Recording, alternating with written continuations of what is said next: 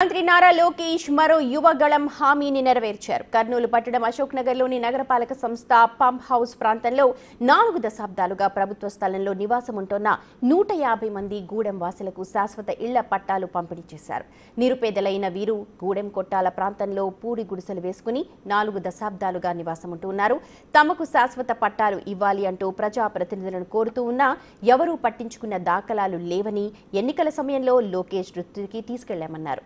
వెంటనే స్పందించిన లోకేష్ కూటమి ప్రభుత్వం అధికారంలోకి వచ్చాక తరువాత శాశ్వత పట్టాలు మంజూరు చేస్తామని హామీ ఇచ్చారని, ఇచ్చిన మాట ప్రకారం కూటమి ప్రభుత్వంలో 2025 జనవరిలో తీసుకొచ్చిన జీవో నెంబర్ 30 ద్వారా కోట్ల విలువ చేసే సుమారు ఎకరా స్థలాన్ని నిరుపేదలకు పంపిణీ చేశారు.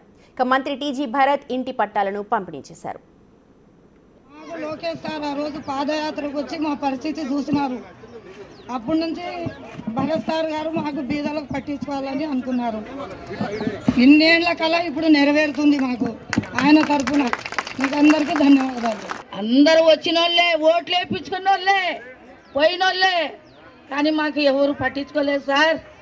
ఈసారి ఆయన ఓట్లకు వచ్చి మీకంతా పచ్చి అందరు నా తరఫునుంటే పట్టించుకుంటానమ్మా, నాకు ఓట్లు వేయండి, మీకు గెలిపించి మీకు మంచి చేస్తాను, మీకు పట్టా కాగితాలు ఇస్తాను. లోకేష్ బాబు చెప్పినప్పుడే ఆయనకు అర్థమైపోయింది పేదలకు పట్టించుకోవాలని. వచ్చినారు, ఇస్తున్నారు. వాళ్ళు 100 సంవత్సరాలు బతకాల